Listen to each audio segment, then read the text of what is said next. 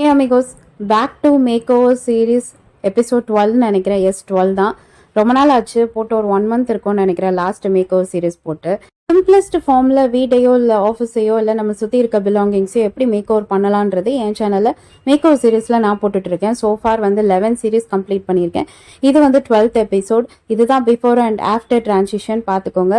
ஒரு ஸ்விட்ச் board painting தான் நம்ம பண்ண போகிறோம். சிம்பிளாக எப்படி பண்ணலான்றதை இந்த வீடியோ நான் ஷேர் பண்ணியிருக்கேன். ஸ்கிப் பண்ணாம பாருங்க ஃபுல் மேக் ஓவருக்கு. ஆல்சோ இது வரைக்கும் போட்ட 11 episodes of makeover series தெரிஞ்சுக்க கீழே பிளேலிஸ்ட் நான் டிஸ்கிரிப்ஷன்ல போட்டிருக்கேன், போய் செக் அவுட் பண்ணி பாருங்க. இப்போ வீடியோக்குள்ள போலாமா? என்னைக்காச்சும் ஒரு நாள் வேலை வெட்டி எதுவுமே இல்லாமல் சும்மா வீட்டில் இருக்க மாதிரி தோணும். அந்த டைம் உருப்படியாக ஏதாவது வேலை செய்யலாமேன்ட்டு மைண்டில் ஸ்ட்ரைக் ஆகும்.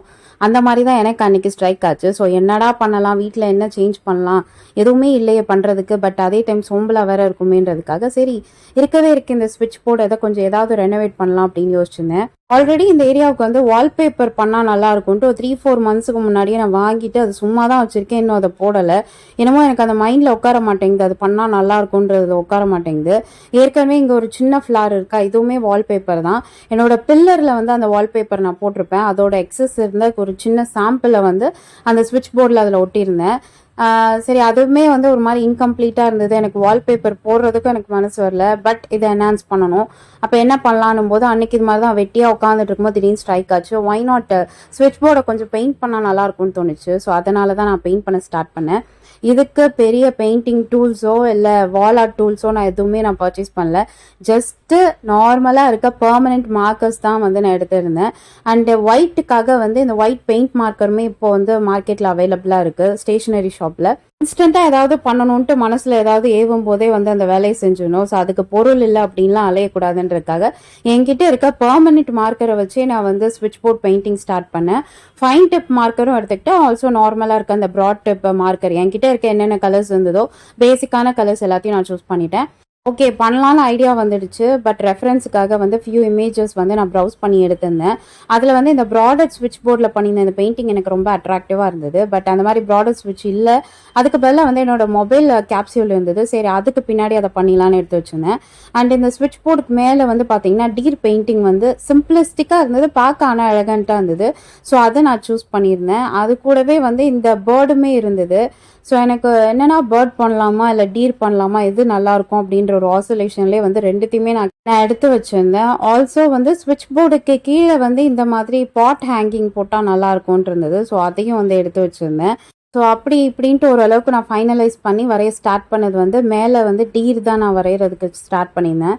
இனிஷியலாக நீங்கள் பெயிண்ட் பண்ணுறதுக்கு முன்னாடி வந்து ஒரு பென்சிலில் வந்து ஃபைன் லைனில் கொஞ்சம் அவுட்லைன் கொடுத்துட்டிங்கன்னா உங்களுக்கு ஒரு ஐடியா இருக்கும், இப்படி தான் வரையணுன்ற ஐடியா உங்களுக்கு இருக்கும். ஸோ உங்களுக்கு வந்து எது வரைகிறதுக்கு ஈஸியாக இருக்குமோ அதுக்கேற்ற மாதிரி ரெஃபரன்ஸ்க்கு எடுத்துக்கோங்க. நான் வந்து எனக்கு டீர் வந்து சுத்தமாக வராதுன்னு எனக்கு தெரியும். பட் இருந்தாலும் ஒரு எக்ஸ்பெரிமெண்டேஷனுக்காக டீரே எடுக்கலாம். ஏன்னா அந்த பேர்ட்ஸ் எல்லாம் வந்து ஈஸியாக கொஞ்சம் வரைஞ்சிடுவேன். அண்ட் ஏற்கனவே வந்து என்னோட வார்ட்ரோப்பில் பட்டர்ஃப்ளை தான் நான் வந்து பெயிண்ட் பண்ணி வச்சுருந்தேன். ஸோ திருப்பியும் ஒரு பேர்ட்ஸே வந்து ரூம் ஃபுல்லாக இருக்க வேண்டாமே, கொஞ்சம் அனிமலிஸ்டிக்காக போகுன்றதுக்காக இதை நான் சூஸ் பண்ணியிருந்தேன். ஓரளவுக்கு வந்து பென்சிலில் வந்து ஒரு ரஃப் அவுட்லைன் வந்து நான் டீர் மாதிரி வரைஞ்சிட்டேன். இதே மாதிரி எல்லா ஷேப்புக்குமே வந்து நீங்கள் அவுட்லைன் வரைஞ்சிருங்க. நீங்கள் எது ஈஸியாக இருக்கோ உங்களுக்கு அப்படின்னு தோணுதோ அதை வந்து நீங்கள் வரைஞ்சிக்கலாம். எக்ஸாக்டாக இதை கூட நீங்கள் வரைய முடிஞ்சாலும் வரைங்க. இல்லைனா இன்னுமே சிம்பிளிஸ்டிக்காக நிறைய இமேஜஸ் இருக்குது. அதில் எனக்கு வந்து பர்டிகுலராக இந்த போர்ஷனுக்கு வந்து இது சூட் ஆகும்னு தோணுனதுனால நான் இந்த திங்ஸ் எடுத்திருக்கேன். எல்லா இடத்துலையுமே வந்து இப்போ பென்சிலில் ரஃபாக ஒரு அவுட்லைன் பண்ணிட்டேன். இப்போ இதுக்கு மேலே வந்து நம்ம வரைய போகிறோம். ஃபஸ்ட்டு இனிஷியலாக நீங்கள் எந்த பிக்சர் வந்து வரையணும்னு நினச்சாலும் சரி, ஃபஸ்ட்டு வந்து பென்சிலில் ஒரு ரஃப் அவுட்லைன் போட்டுட்டு அதுக்கு மேலே வந்து இந்த fine tip of permanent marker வச்சு நீங்கள் அவுட்லைன் போட்டுட்டு அதுக்கப்புறம் உள்ளே நீங்கள் கலர் பண்ண ஆரம்பிங்க. எடுத்தோடனே வந்து அந்த ப்ராடர் டிப் இருக்கிற மார்க்கர் எடுத்து நீங்கள் அவுட்லைன் போட ஆரம்பிச்சிங்கன்னா அது ஒரு மாதிரி கொசன்னு இருக்கும். ஸோ ஓரளவுக்கு வந்து அந்த ஷேப்பை நீங்கள் கொண்டு வந்ததுக்கப்புறம் உள்ளே வந்து கலர் போட்டு நீங்கள் ஃபில் பண்ணிங்கன்னா அப்போ வந்து உங்களுக்கு ஏதாவது மிஸ்டேக்கே நீங்கள் பண்ணால் கூட நீங்கள் வந்து ஓரளவுக்கு கொஞ்சம் ரஃப்பாக வந்து அலைன் பண்ணிக்கலாம். வால் பெயிண்டிங், வால் ஸ்கெட்சிங், இல்லை அந்த ஸ்விட்ச் போர்ட் பெயிண்டிங் இதெல்லாம் வந்து ரொம்ப சிம்பிளான ப்ராசஸ் தான். நம்ம நினைக்கிறோம் வந்து ரொம்ப கஷ்டம் அப்படின்னு நினச்சிட்டு உடனே ஒரு வால் ஸ்டிக்கரோ வால் போஸ்டரோ இல்லை வால் பேப்பரோ வாங்கி நம்ம ஸ்டிக் பண்ணிடுறோம். அதோட மினிமம் ப்ரைஸ் பார்த்திங்கன்னா எப்படியும் ஒரு 250 ஸ்டார்ட் பண்ணி அது இருக்குது ஒரு 9000 8000 அந்த மாதிரி ரேஞ்சு கூட வந்து வால் பேப்பர் இதெல்லாம் வால் ஸ்டிக்கர்லாம் வந்து இன்னுமே டிசைனாக ஃபேஷனபுளாக கிடைக்கணும்னா அவ்வளோ ரேஞ்சுக்கும் இருக்குது. பட் அதெல்லாம் செலவு பண்ணி வாங்குறதுக்கு இது மாதிரி ஒரு சிம்பிளிஸ்டிக்காக உங்களால் எது முடியுமோ அதை எடுத்து நாள் வந்து என்னடா இது வீட்ல வேலை செய்றதுக்கு எதுவுமே இல்ல. அதே சமயம் போர் வேற அடிக்குது. வெட்டியா இருக்கோமே அப்படின்னு ஒரு நாள் தோணும் பார்த்தீங்களா? அந்த நாள் வந்து இதுக்கான டேவா எடுத்து நீங்க இது மாரி வரைய ஸ்டார்ட் பண்ணிட்டாவே போதும். உங்களுக்கு எஃபெக்ட் ஆஃப் காஸ்ட்டும் வந்து கம்மியா இருக்கும். அதே சமயம் உங்களுக்கும் வந்து கொஞ்சம் ரிலாக்ஸ்டா இருக்க மாரி இருக்கும். மீன் டைம் உங்களோட ஒர்க்கும் முடிஞ்ச மாரி இருக்கும். உங்க வீடும் இது மாரி அழகா டெக்கரேட் ஆன மாரியும் இருக்கும். ஸோ மல்டிபிள் தமாக்கா இன் ஒன் ஸ்ட்ரோக்ல நீங்க அடிச்சு முடிச்சிடலாம். வெளிய ஃபுல்லா அவுட்லைன் போட்டதுக்கப்புறம் உள்ள வந்து நான் ஷேட் பண்ண ஸ்டார்ட் பண்ணிட்டேன். ஸோ தட் வந்து அதோட ஷேப் கொஞ்சம் டிஃபார்மா இருந்தா கூட உங்களுக்கு வந்து ஃபில் பண்ணும்போது அதோட போஸ்டர் வந்து கரெக்ட்டா இருக்கும். இப்ப எக்ஸ்ட்ரா வந்து அதோட ஹார்ன் எல்லாம் வந்து இன்னும் கொஞ்சம் பார்க்கறதுக்கு அப்படியே என்ஹான்ஸ் பண்ணி தெரியணுன்றதுக்காக கூட கொஞ்சம் வந்து டார்க்கன் பண்றேன். ஃபைன் டிப் வச்சு டார்க்கர் பண்ணிக்கிறேன். இப்ப பார்த்தீங்கன்னா, ஓரளவுக்கு அது டியர் ஷேப்புக்கு வந்து கொண்டு வந்துட்டேன்னு நெனைக்கிறேன். இனிஷியலா எனக்கு பார்க்கும்போது டியர் மாரியே தெரியல. பட் ஓரளவுக்கு அது கலர்லாம் போட்டு ஃபில் பண்ணதுக்கப்புறம் வந்து ஓகே சாட்டிஸ்ஃபைடா இருக்கு. நமக்கும் கொஞ்சம் வரைய தெரியுது அப்படின்ற மைண்ட் செட் வந்தது. உங்களோட பேக்ரவுண்ட் வால் பெயிண்ட் நீங்க என்ன பண்ணியிருக்கீங்களோ அதுக்கேத்த மாதிரி நீங்க கலர்ஸை வந்து சூஸ் பண்ணிக்கோங்க. என்னோட வால் பெயிண்ட் பார்த்தீங்கன்னா டார்க்கர்னால ஸோ அதை விட டார்க்கரா பண்ணாதான் என்ஹான்ஸ் பண்ணி காமிக்க முடியும். நான் பிளாக் சூஸ் பண்ணியிருக்கேன். உங்களோட பேக் வால் பெயிண்ட் வந்து உங்களுக்கு சட்டிலான ஒரு க்ரீம் கலர் மாதிரி இருந்ததுன்னா நீங்கள் கொஞ்சம் பிரைட்டராக ஒரு dark red shade, dark green shade, dark blue shade அந்த மாதிரி கூட நீங்கள் தாராளமாக போகலாம். அந்த டீர் சீனரியே கொஞ்சம் என்ஹான்ஸ் பண்ணி காமிக்கணுன்றதுக்காக இந்த மாதிரி சும்மா ரேண்டமாக வந்து ஸ்ட்ரோக்ஸ் மாதிரி ஸ்க்ரிபிள் பண்ணுறேன்.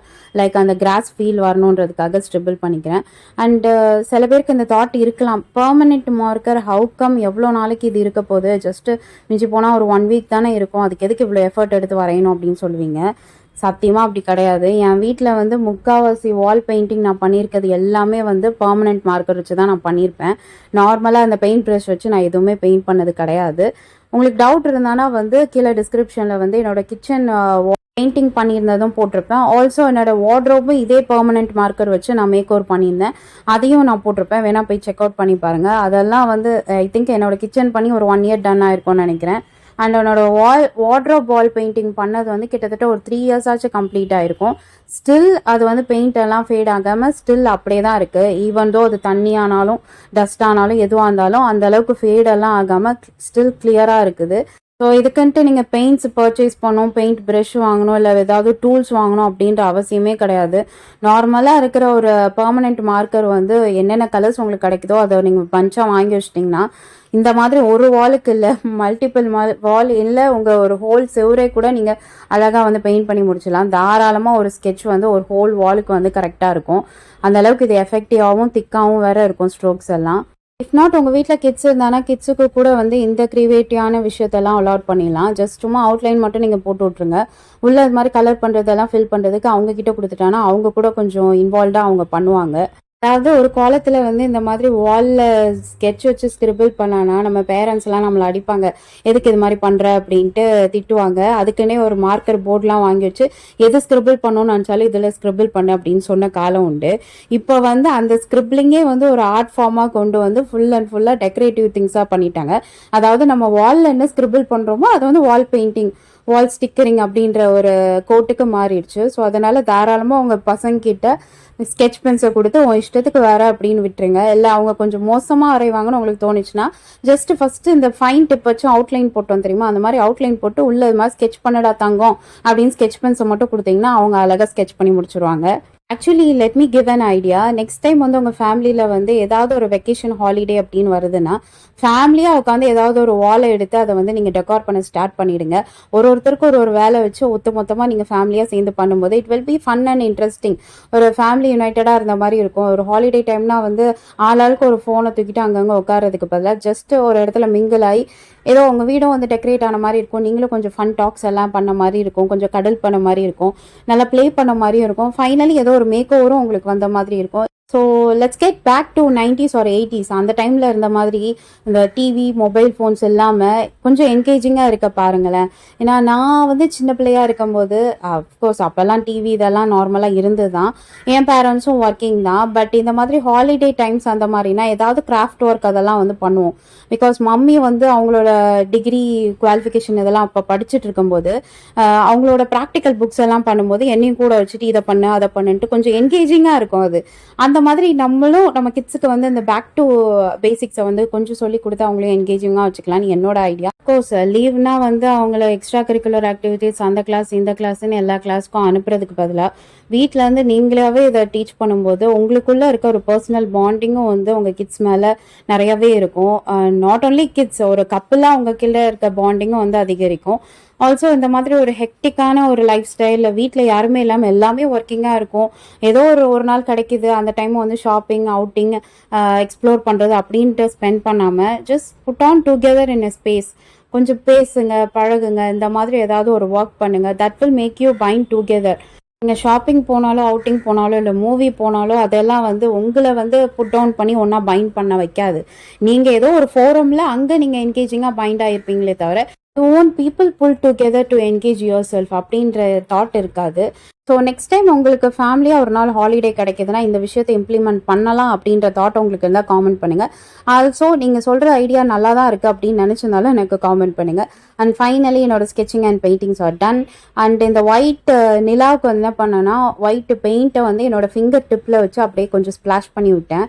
ஏன்னா வந்து அப்படியே ஒரு ஒயிட்டு சர்க்கிள் போட்டு நம்ம அப்படியே பண்ணோன்னா கொஞ்சம் பார்க்க வந்து ஆடாக இருக்கும், அப்படியே ஏதோ வரைஞ்ச மாதிரி ஆப்வியஸாக தெரியுன்றதுக்காக ஜஸ்ட் என்னோட ஃபிங்கர் டிப்பில் வந்து கொஞ்சம் ஸ்ப்ளாஷ் பண்ணி விட்டேன். ஸோ தட் அப்படி ஜூம் பண்ணி பார்க்கும்போது அந்த நிலா ஃபீல் வரும்ன்ட்டு எனக்கு ஒரு தாட், அதனால் நான் அப்படி பண்ணேன். பட் அது வந்து கடைசியில் திருஷ்டி வச்ச மாதிரி ஆயிடுச்சு.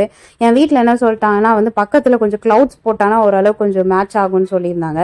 ஸோ இது ஷூட் பண்ணி முடிச்சிட்டதுக்கப்புறம் தான் வந்து நான் க்ளவுட் வேலையை பார்க்கணுன்னு நினைக்கிறேன். அதுக்கு முன்னாடியே நான் ஷூட் பண்ணிட்டேன். ஆக்சுவலி நான் ப்ரொஃபஷ்னல் பெயிண்டர் ஆர்டிஸ்ட்லாம் எதுவுமே கிடையாது. நீங்கள் வரைஞ்சதை பார்த்துருந்தாவே தெரிஞ்சிருக்கும் நான் எந்த அளவுக்கு வந்து பேசிக்கான ஒரு மோட்டிவ்ஸை தான் யூஸ் பண்ணி நான் வரைஞ்சிருக்கேன்ட்டு. ஸோ இதை வரைகிறதுக்கு நீங்கள் உங்களுக்கு பெரிய ஒரு ஆர்டிஸ்டிக் நாலேஜ்லாம் இருக்கணும்னு அவசியமே கிடையாது. இந்த லீஃப் எல்லாம் வந்து சத்தியமாக நான் ஆக்சுவலி ரெஃபரன்ஸ் பார்க்கும்போது என்னால் வரைய முடியாது அப்படின்ற ஒரு மைண்ட் செட்டில் தான் இருந்தேன். பட் ஒன்ஸ் ஐ ஸ்டார்டட் அதுக்கப்புறம் தான் வந்து ஓகே இது ஈஸியாக தானே இருக்குது, அந்தளவுக்கு ஒன்றும் டஃபாலாம் இல்லையே அப்படின்ட்டு தோணுச்சு. நீங்கள் வேணால் என்னோடய வீடியோ திருப்பி ரிவைண்ட் பண்ணி பாருங்கள். சிம்பிள் அண்ட் ஈஸியாக தான் வந்து நான் ட்ரா பண்ணியிருப்பேன் இதை. ஸோ ஃபைனலி பார்த்தீங்கன்னா என்னோடய ஸ்விட்ச் போர்ட் அப்படி இருந்ததுக்கும் இப்படி இருந்ததுக்கும் எப்படி இருக்குன்னு நீங்களே பார்த்து சொல்லுங்கள். இது நல்லா இருக்குது அப்படின்னா தயவு செஞ்சு எனக்கு காமெண்ட் பண்ணுங்கள். Okay you are good enough அப்படின்னா காமெண்ட் பண்ணுங்கள். ஓகே ஃபைனலாக வந்து ஒரு ஜூம் அவுட் பார்த்துடலாமா? என்னோடய வால் வந்து ஃபஸ்ட்டு எப்படி இருந்தது இப்போ எப்படி இருக்குன்னு பாருங்கள். ஃபர்ஸ்ட் வந்து அந்த ஸ்விட்ச் போர்டு அந்த ஸ்பேஸ் வந்து அப்படியே பேராக இருக்கும். இப்போ பார்த்தீங்கன்னா வந்து ஏதோ கொஞ்சம் வந்து பார்க்க ஆர்டிஸ்டிக்காக இருக்கா. அண்டு இந்த ஸ்விட்ச் போர்டுக்கு பேரலாக மேலே இருக்க கேன்வஸ் போர்டுமே வந்து நான் தான் பெயிண்ட் பண்ணியிருந்தேன். That was mantle art. It took 2 days to complete அந்த சின்ன கேன்வஸை முடிக்கிறதுக்கு. உங்களுக்கு வேணும்னா நான் ஷார்ட்ஸில் ஆல்ரெடி அப்லோட் பண்ணியிருக்கேன், பார்க்காதவங்க டிஸ்கிரிப்ஷனில் லிங்க் தரேன், ஸோ பார்த்துக்கோங்க. அண்ட் ஃபைனலி என்னோடய ஸ்விட்ச் போர்டை வந்து நான் பெயிண்ட் பண்ணி முடிச்சிட்டேன். இதே நீங்கள் பண்ணாலும் பண்ணலாம். நத்திங் பெருசாக டூல்ஸ் எதுவுமே இல்லை. நார்மலான ஒரு மார்க்கர் இருந்தாவே போதும். நீங்கள் அழகாக எவ்வளோ வால் ஸ்பேஸை வேணாலும் நீங்கள் க்ரியேட்டிவாக மாற்றலாம். ஏன் இதை விட ஃபைனாகவே நீங்கள் இன்னும் அழகாக பண்ணலாம். இதே மாதிரி இன்னும் நிறைய இன்ட்ரெஸ்டிங்கான makeover series and some ஒரு இன்ட்ரெஸ்டிங் அண்ட் இன்ஃபர்மேட்டிவ் வீடியோஸ்க்கு மறக்காம என் channel like, share and subscribe. And don't forget to press the bell icon for notifications. See you back soon. Bye.